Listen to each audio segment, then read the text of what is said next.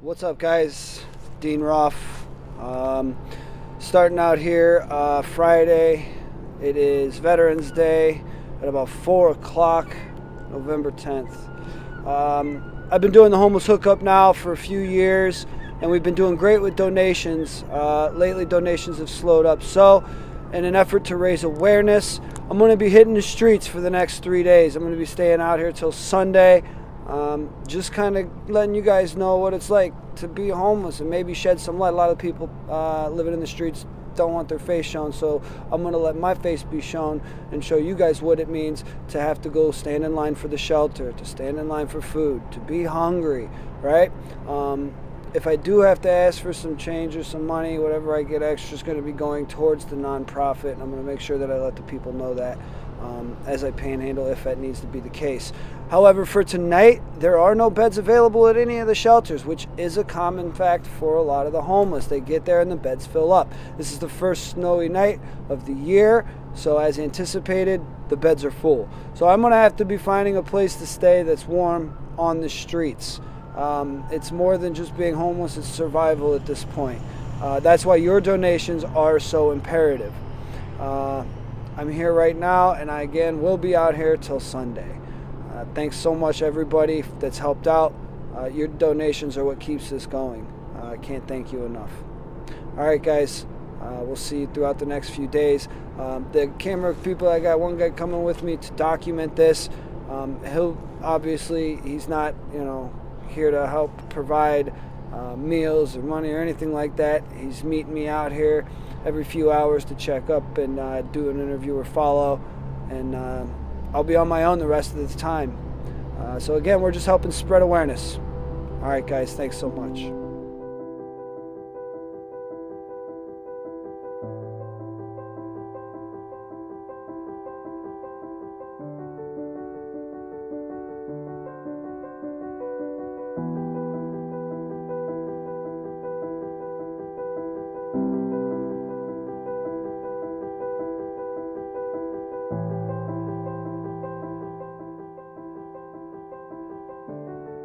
I was looking for dinner, called a bunch of places, 211, all the assistance places you would call on Google to look for dinner. No places answered, no places was available, no place was open. Right now their beds was full, but they were shipping people off to the west side, but I need to be back over on the east side to eat in the morning, so I don't know how I'd have gotten back over here to eat, so I have to find a place to stay over here that's warm. I'm going to probably go in Tower City, walk around just to keep warm for the night. It's going to be about 17 degrees. And then I'm going to go somewhere off the beaten path that's not in Cleveland because I got to maybe make an open fire to keep myself warm for the night. So, yeah, that's what it is. That was my first night on the streets. Ended up being shuffled around from spot to spot. I probably at most slept for an hour all night. The key was to stay moving. I managed to do that, but now my feet are killing me, and now it's hard to keep moving because my feet hurt so bad. So it's a conundrum of at what point do I sit, what point do I keep moving. Now that the businesses are open, I'm able to stay inside Tower City for a little bit just to get some warmth and charge my phone for a little bit. That was my night. Again, I ended up sleeping on a warm sewer grate underneath a bridge to stay out of the wind, and the sewer grate kept me warm. I wasn't able to stay in the actual main part of the city very long because I kept getting ushered away due to the intolerance of the homeless. It doesn't look great on the city, so I ended up having to go, which unfortunately is not as safe, off the beaten path under a bridge next to sewer grate. This morning, I stopped and talked to a few homeless people, asked how they stayed warm, asked how they did last night, and there's a guy sitting at an intersection in his car, and I could see him looking at us out of the corner of his eye. So I kind of looked over, just because, glancing look, so I looked over, and the second I looked at him, he looked away. And he's looking at everything but what he was looking at. He wanted to see what it's about, but he didn't want to be too interested. The secret to life and success is to stay positive, to have a constant positive outlook. But when everybody's looking down on you, how do you do that? And I guess the question that I keep asking myself is, how do you stay positive when everybody's looking down at you or looking away from you or not even noticing you? It's such a vicious cycle. All these donations and everything that's being given, and the biggest thing is attention and time. And just to say hello, how are you? Did you stay warm last night? If they ask you if you have anything, no, maybe if you don't have anything, you don't have anything. That's just a side note in the conversation. The big point is you looked at them like people. Man, it's a struggle. My feet are killing me. I would say I'm tired, but the cold's kept me up, so I'm wide awake from the cold. Mostly though, my feet, my legs are cramped. I want to sit down, but that's when I start to get cold. So it's like this constant cycle. It's rough. So my goal for today is to rest my feet and stay warm.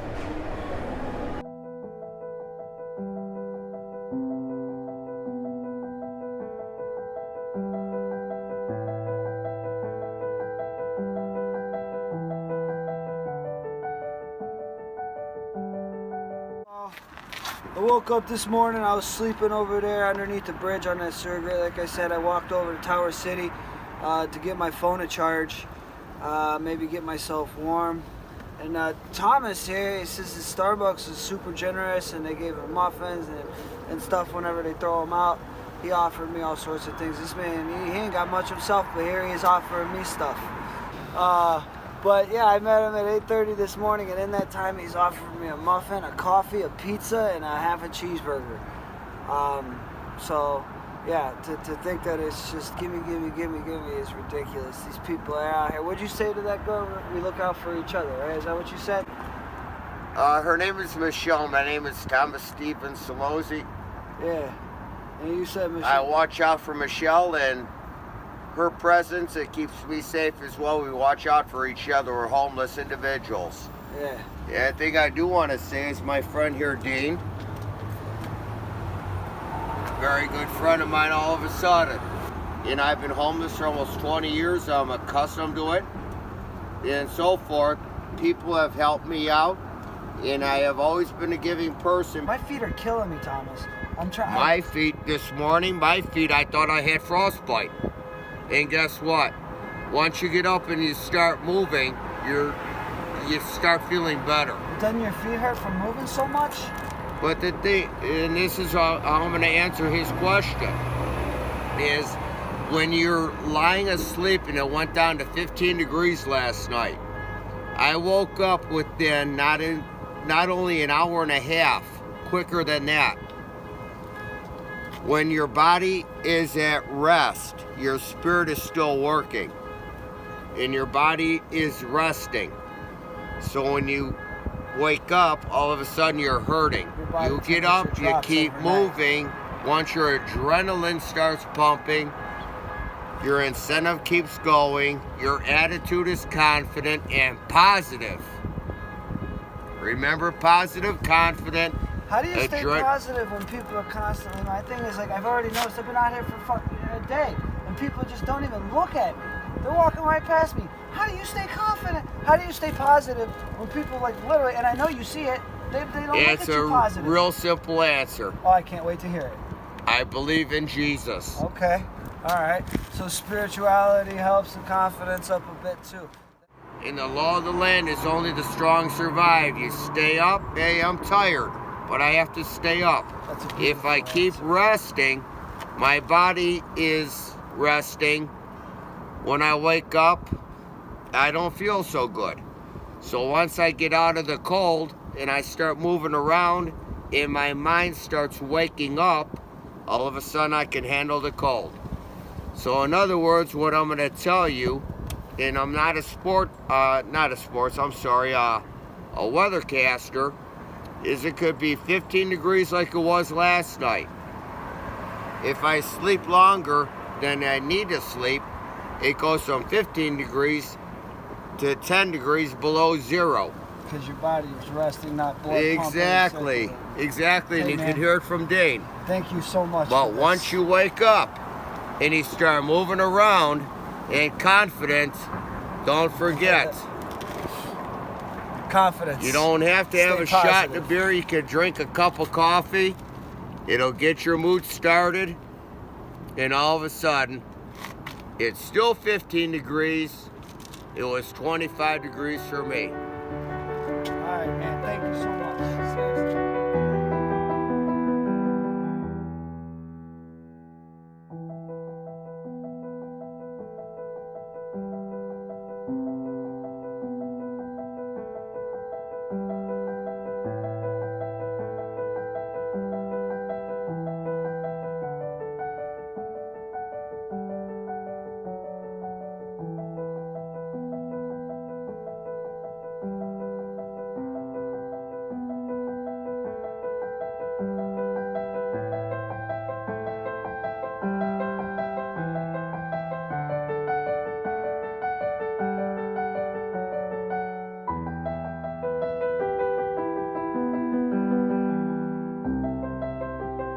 Check it out, baby.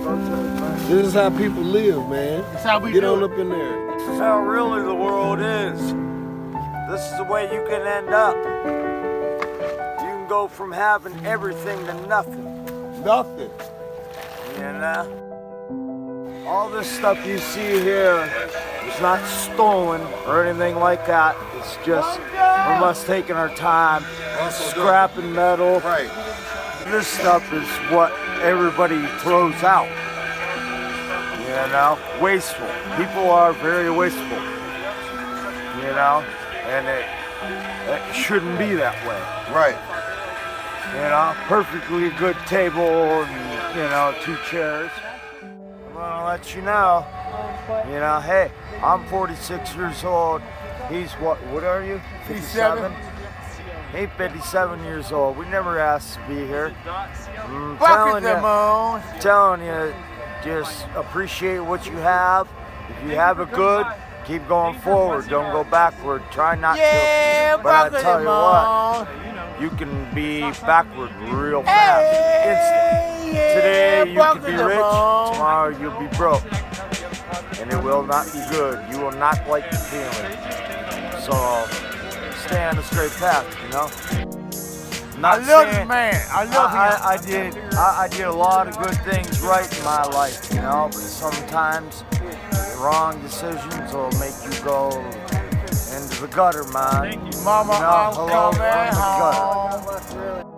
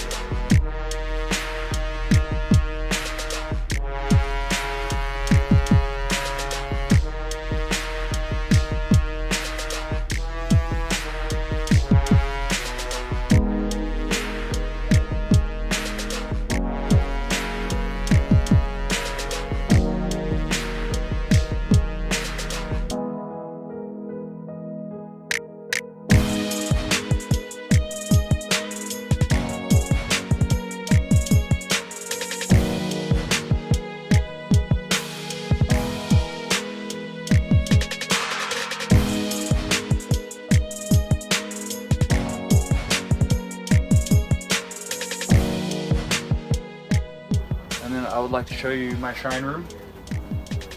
This is where I try to generate most of my positive energy. I work on my weapons and worship. I worship Jesus. This is a small, it's an organic Jesus cross that I made, a crucifix, and a little Jesus voodoo man, but it's not a negative thing. And also I worship Buddha very much, and as you see I have them aligned. Jesus represents everything, but Buddha also. I don't have a lot of physical literature about him, so I meditate a lot about what Buddha knows, but I know that most Buddhist monks, Shaolins, they practice a lot of martial arts, which I have in common with them.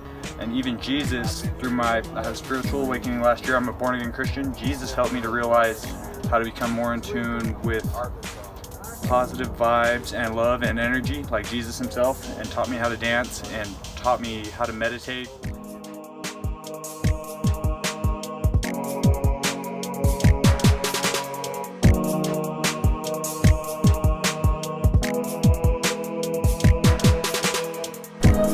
Alright guys, here I am. This is day 2.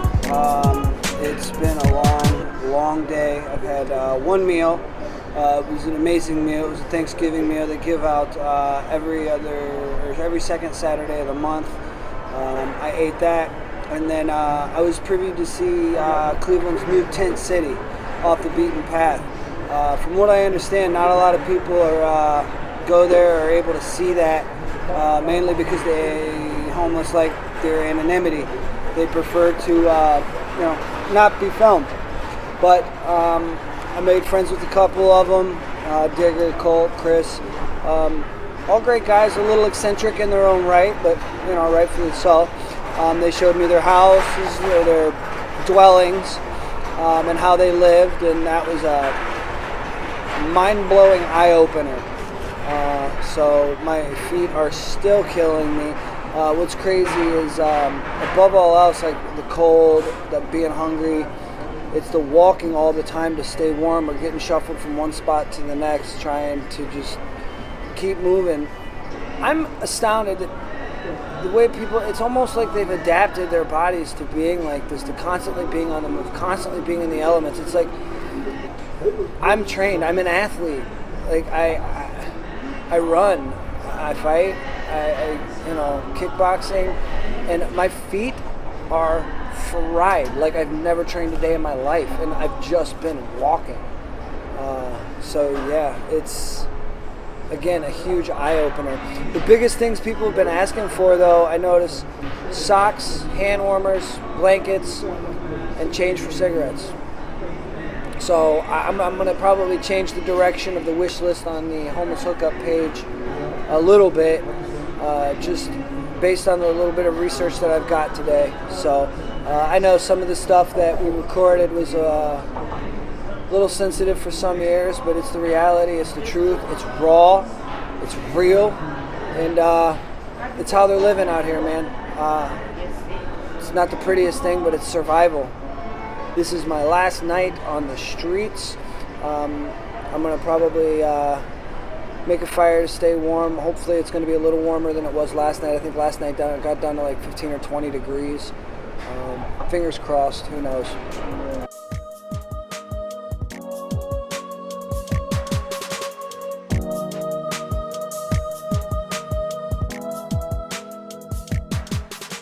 Rough last night out, Sunday night achieved. It's 3 o'clock in the morning. Yeah, everything hurts. My feet hurt, my knees hurt, my legs hurt, everything hurts. It's just amazing how people live like this. It just shows a true testament of will and survival out here. I'm going to try to get some shut-eye here, see how well that goes, and then, yeah, I'm going to wrap it up in the morning. Later, guys.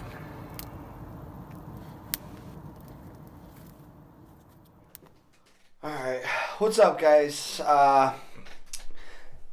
Back at the office. Made it safe and sound throughout the weekend. What a struggle. I had no idea what I was in store for. So, a big question I've been getting is, why do you do this? What got you started on this? What made you want to do this? I used to be homeless.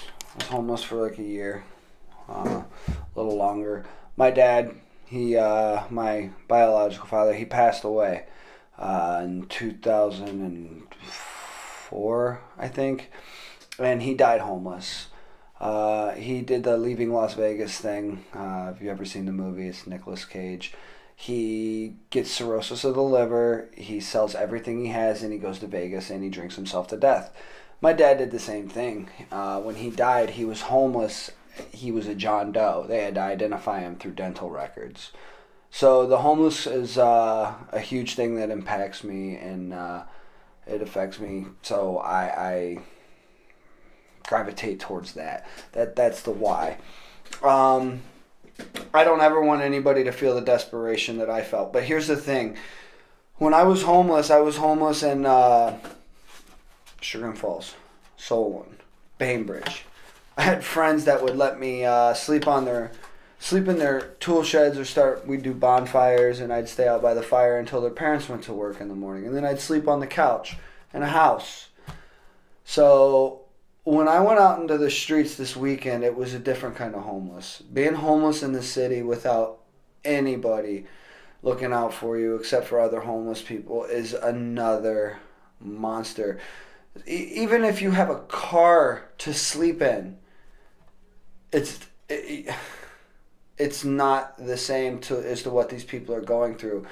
So to say maybe you can relate because you were homeless once, unless you've lived in the city streets, it's different. I train, I work out, I said that before, and my body today is a wreck.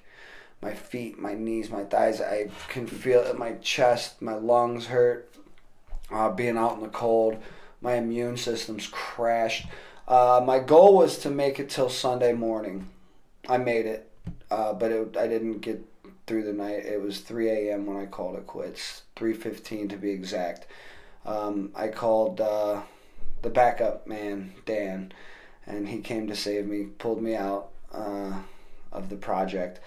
Also, he's the one who, like, this dude came down from whatever he was doing 2-3 times a day to get documentation of this. He's the one putting this video together.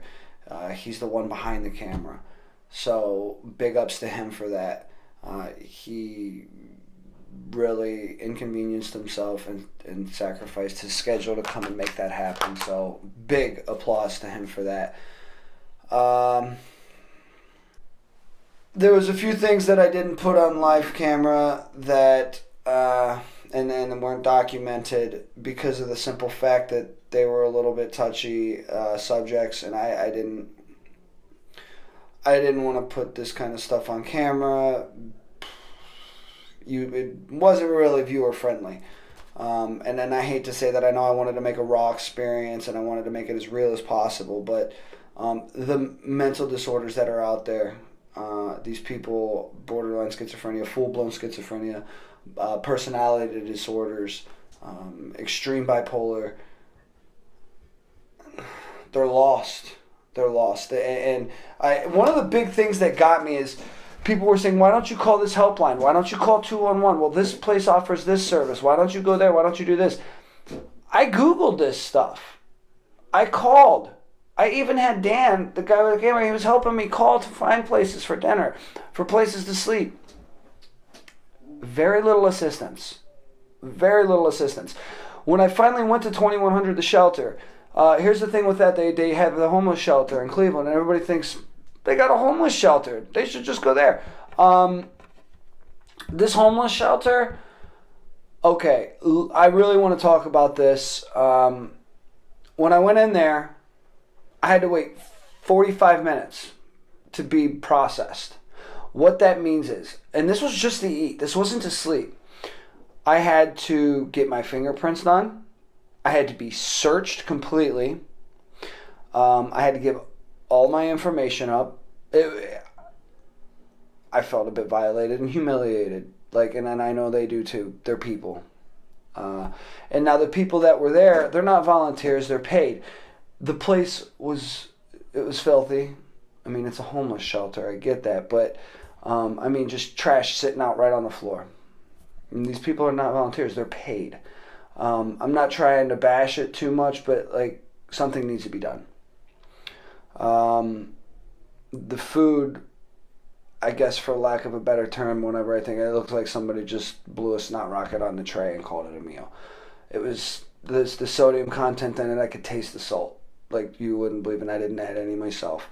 It was very little, and by the time I walked to where I was thinking about sleeping there for the night, but in the short 45 minutes that I waited and the hour it took me, so it took me about another 15-20 minutes to stand in line and get the meal, 3 fights had broken out. And I was thinking to myself, well, do I sleep here? Because if I do that, what if somebody tries to start with me or tries to steal something from me? Because that was one of the reasons when the fights broke out. Somebody was claiming that somebody was going into their bag and trying to steal something. Do I A, let it slide and just accept the fact that I'm going to be stolen from or somebody's going to push or shove me? B, stick up for myself, which realistically would be my natural course of action. And that would result in what? Me going to jail? That's my option. I get rolled over on, or I stick up for myself and I go to jail. And that's the same thing that these guys are facing. These people, these men and these women, they're facing. So they just choose to go to the streets because it's safer in the streets than it is the shelter. That's just, it's a sad reality. So, it's 211. Right. Tried that. They directed us to lines that were not available, closed, or the hours were wrong. A lot of these places will do it once a week. There's a couple places that go once a day, but one's on the west side, one's far over on the east side. You got to be at the right place at the right time, and then you wait for however long. And this is just to eat a small meal. I can see why it might be easier just to stand outside and hope to God somebody throws you a dollar bill so you can go to the dollar menu. I guess, again, in closing, not only be grateful for what you have, but if you have $1, great, give it. If you don't have money, that's great. I get that. I totally, a lot of times, I don't not only not have spare change, but here's a good answer you could give. Hey man, I don't keep cash on me and I'm not giving you my credit card, right? Little lighthearted joke. So give your time. Donate some, or, go and volunteer. If you don't have time, if time is more precious to you than money, which is that's not an insult or a coming down. I get that. A lot of people are really busy in this day and age, and they have to stay busy to support their families and support their life. That's fine. Give a kind gesture. A simple, hey man, how are you? Eye contact and a nod. You know how seldomly I got even eye contact? I would notice they were looking at me, I would look at them, and immediately they would look away. They didn't even want to look at me when I was sitting on the ground. They would make an extra effort to walk around me. Okay? Hey, how are you? You doing good? Stay safe. Be warm. Hey man, I see your struggle. Keep fighting. Just a phrase, a nod, a smile, eye contact. There's no excuse to not have time for that. That costs you nothing, and it takes that long. It's the little things, guys. In closing, it's the little things that make the biggest difference sometimes. There's a huge problem in the homeless community, and it's not with the homeless. These people are looking out for each other. They all understand that some of us have mental disorders. Some of us, have drinking or drug problems. They get that, and they're looking out for each other. I saw that firsthand over and over and over again. The biggest problem they have is with the people like you and me. The people who are constantly looking down on them when they're trying to stay positive. Every time I ask somebody, well, how do you stay positive how do you keep an upbeat approach to life when everyone's looking down? When you constantly feel embarrassed because you're dirty and all these other things. And most of them said they look within. They look to each other. And that was just one of the most touching things ever, which is a bigger problem because how many times do we look to other people for validation? How many times do we post our selfies online and see how many likes we get? And when we don't get enough likes, we are bummed out about it, or we don't feel validated. They don't need that. Right? They have each other, and a lot of them, they have their own spiritual beliefs, skewed or not. They have their own spiritual beliefs. This was by far one of the most eye-opening, mind-blowing experiences I've had, and I don't recommend most people go do it, but I wish I could give you guys a day in the life from start to finish, more than just I documented, because I missed a lot. It was an incredible experience, and for the time that I was out there and did document, and for those of you who joined me and watched and replied and donated, thank you.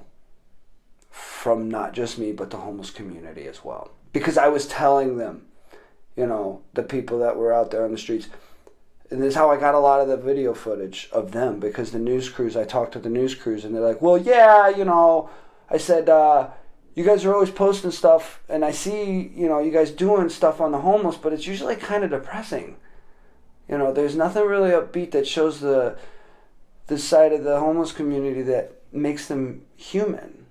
It's sad. And they go, well, yeah, but they won't let us document them. They won't let them be on camera, anonymity. I didn't have a problem with it because I talked to them. I gave them my time. I shook their hands. I hugged them. All right.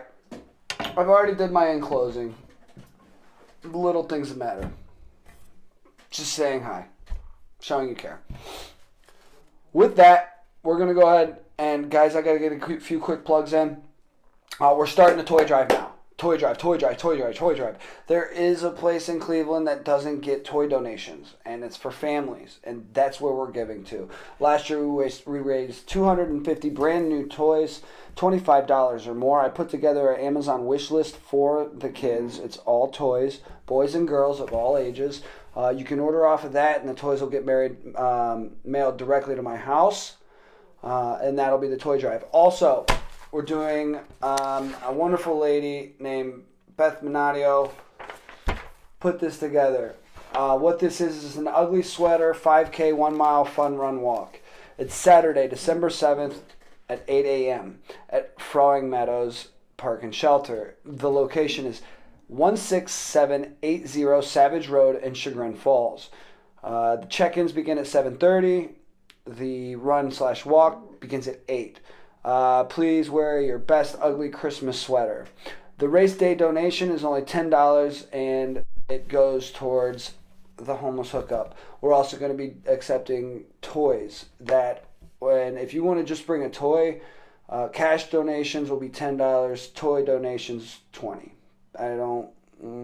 Coloring books are great, but they get those at the shelters that they're at. So let's make it a decent Christmas for them. I mean, books are good, they're educational, but let's be realistic. What kid wants to open up a book and that's all he's getting for Christmas? Let's give them something nice, guys. Let's really put some thought into this if you're going to donate some toys. If you're interested in doing the 1 mile fun run walk, contact me and I can get this flyer to you, or you can find Beth Minadio on my Facebook friends list and contact her and we'll get that to you. Okay, guys, that's it for me. Thank you so much for joining, and we'll see you next time with the Homeless Hookup. CLE.